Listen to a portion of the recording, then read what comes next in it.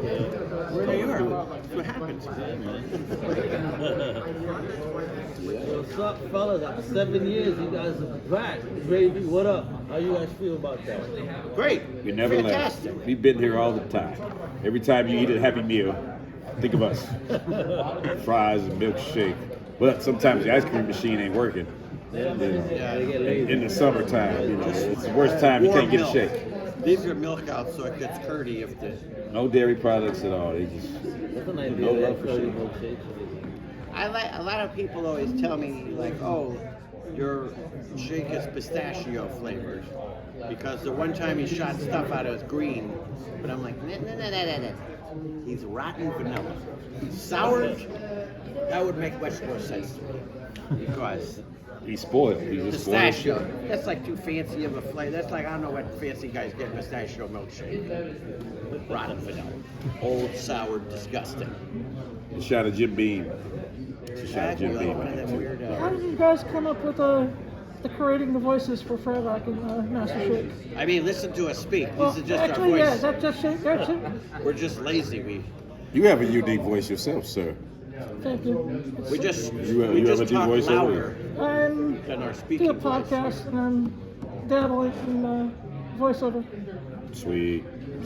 Like I said, getting scripts and braille can be a pain in the ass sometimes.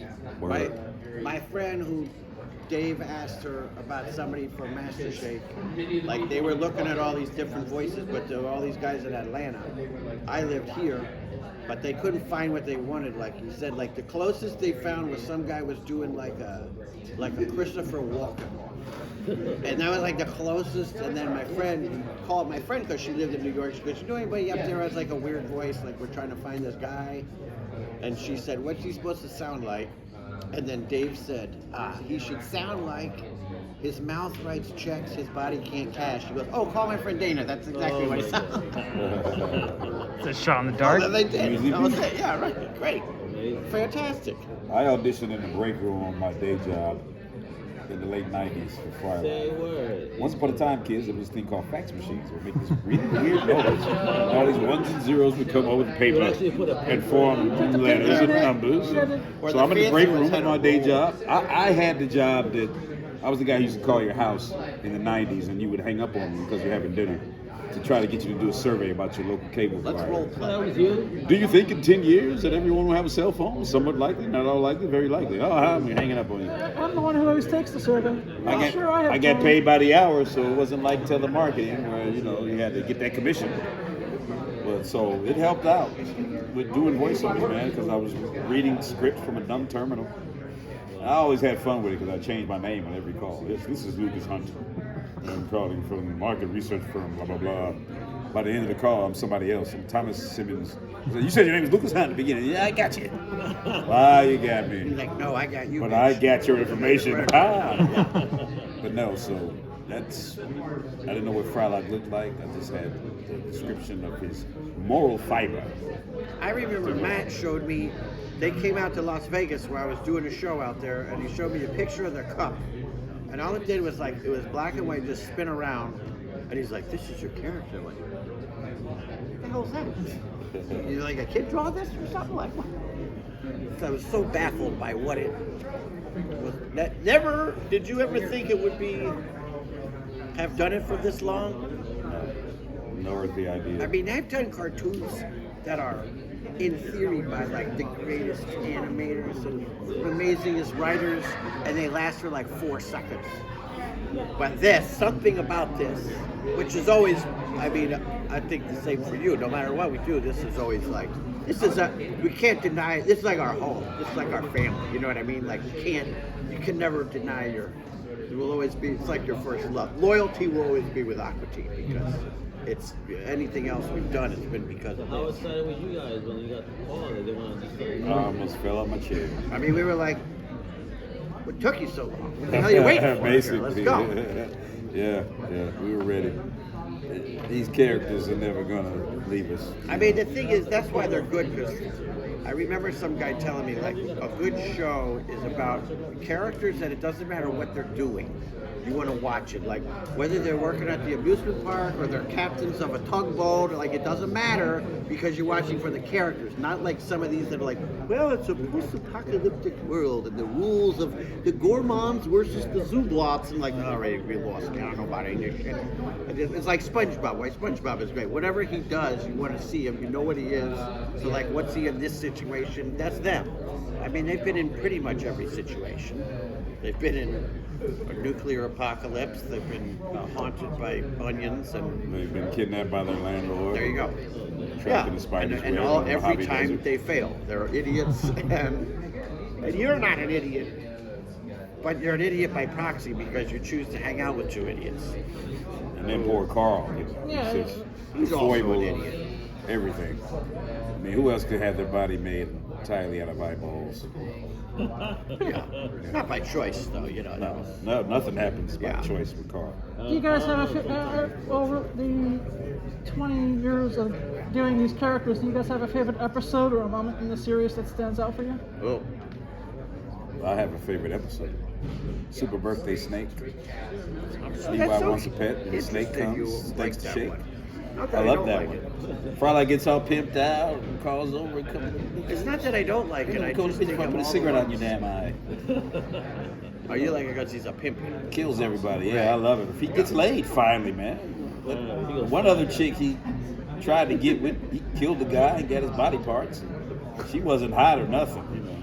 I Frylock would have got. better taste than this, I think. I like Foreigner Belt. I like What else good? Wong Burger. Ah, That's a Ham great banana. episode. that's a nice cleaned up way to talk about Dick episode. Yep. Actually, that was when I was working at the pizzeria. That's all. I was quoting that episode Long Burger all day long to the point where But my boss goes, the problem is that Dick episode, you know, they made it for real with all the dicks, and then they put that rainbow stuff on. It But when doesn't you matter. watch it with it matters a lot. Watch it with the rainbow, not with the dicks. You don't have to, like it's just a little extra weird and creepy. The piles of like, yeah. Well, Watch this the character rainbow, it's far more. eats Carl's at the end of the episode. Yeah. You know, that's Right that's off part of trash. the course. I mean, that's not a big deal. Is anybody coming to the movie tonight? I am. Okay. It's one of my highlights of Comic Con. Yeah, This 8 year. o'clock or Go, something. something like 8:30? that, 8ish. It was Somebody 8 knows. o'clock. I believe. 8:30. Yeah. 8:30. Panel and something.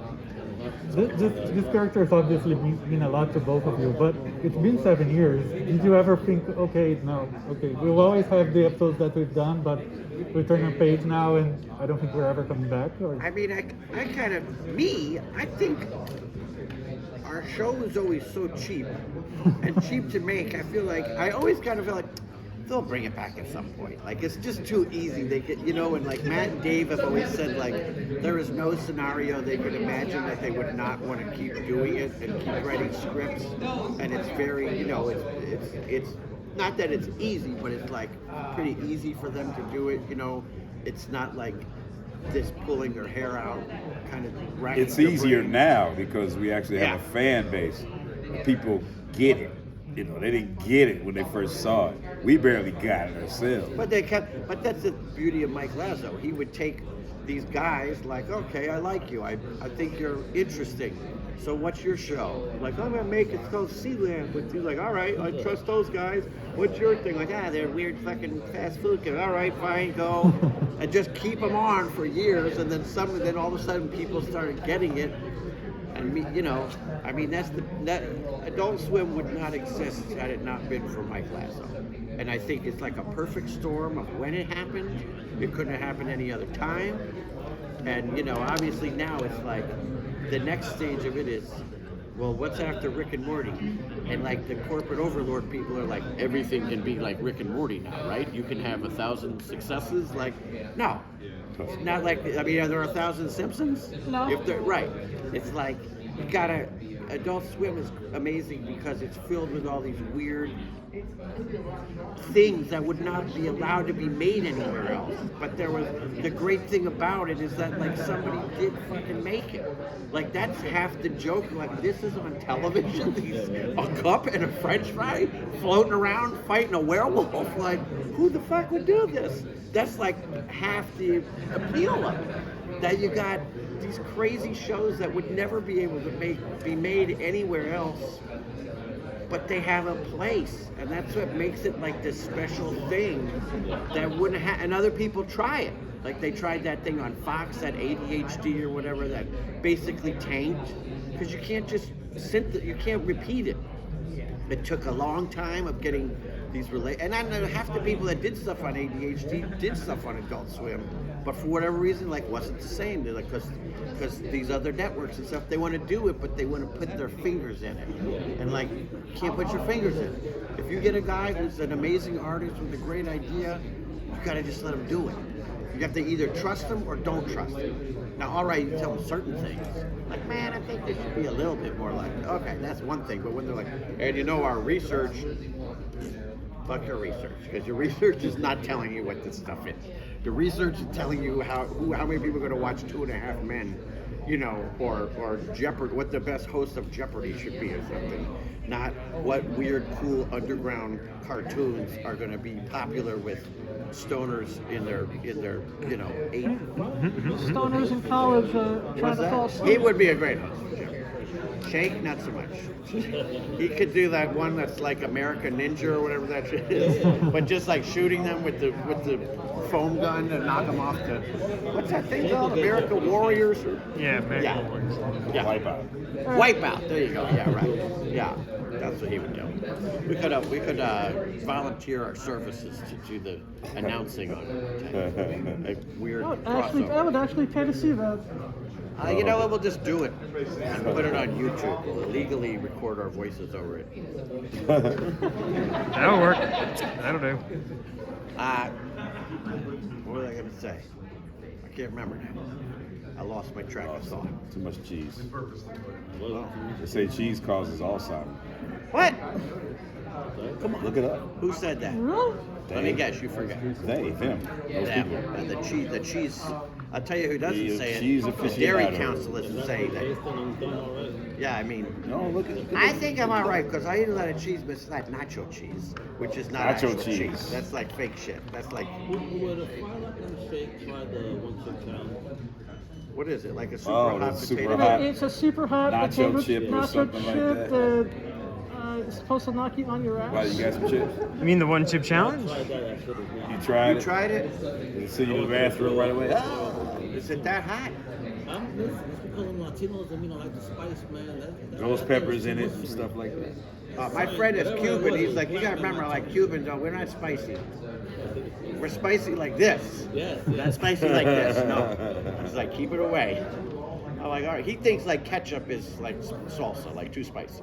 What? Yeah, he's like milk toast. No spice whatsoever. Ouch. What's in that thing, by the way? Yeah. Yeah. I have no clue. Yeah. See, you've been sitting It's there. the tarp for never the had a little misbehaving guests. conversation amongst each other. Spread it on the floor of plastic. I got requested. Pull out that pornographic. Fan of my podcast has something to do with this shit. Oh yeah, did you do it? Oh, it's sexy out Oh, there. lava. Really? Jessica Rabbit.